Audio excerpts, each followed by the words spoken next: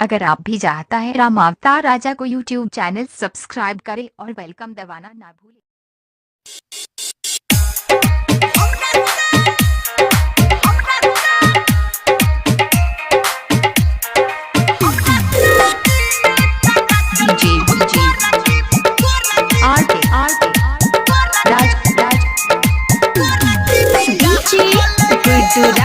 Madhubani Gayatri recording studio कल्याणा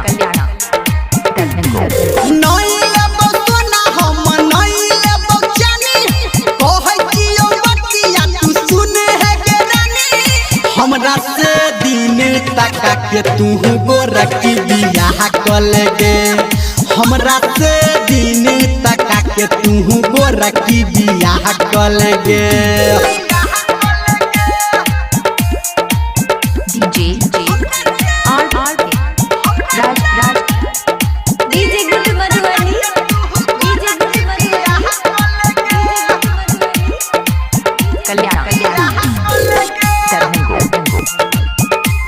अभी आप सुन रहे हैं सावरिया म्यूजिक। ढेर दिन से तोरा करे छियो प्यार गे। अब तो कनियो तू कल न विचार गे। ढेर दिन से तोरा करे छियो प्यार गे। अब तो कनियो तू कल न विचार गे। नहीं लेबो मोटर हम नहीं लेबो सफारी। लहंगा के संगे संगे देबो है के सारी। हमरा से दिन तक के तू गोरखी बियाह कल गे।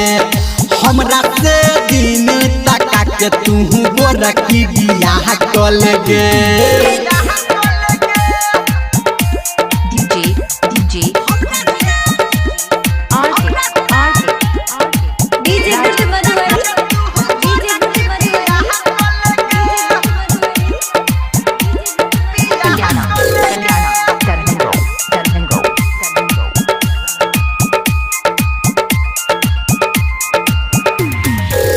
बाबू माई के मनाई लेबै हम गे।